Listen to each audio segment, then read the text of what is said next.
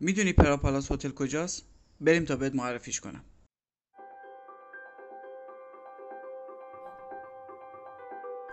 پراپالاس هتل یکی از قدیمی ترین هتل های استانبوله که در نزدیکی خیابون استقلال و گالاتا قرار داره.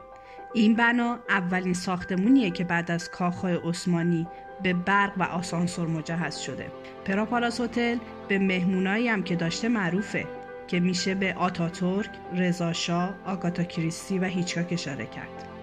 گفته میشه که آگاتا کریستی یکی از معروفترین رمان‌هاش رو به اسم قتل در قطار سری و سیر رو در اتاق 401 این هتل نوشته.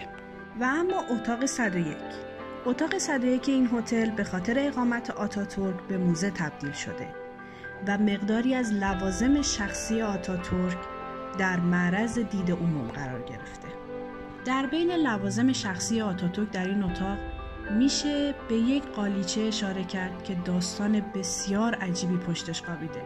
جالبه بدونید که روی این قالیچه گل‌هایی بافته شده که نشون دهنده ماه کاسیم و 10 شمعدان روی اون وجود داره که نشون دهنده روز 10 این ماهه و همینطور ساعتی که زمان 9:05 یعنی ساعت مرگ آتاتورک نقش بسته شده. و عجیب‌ترین قسمت این ماجرا اینه که هیچ کس نمیدونه که کی این قالی رو بافته.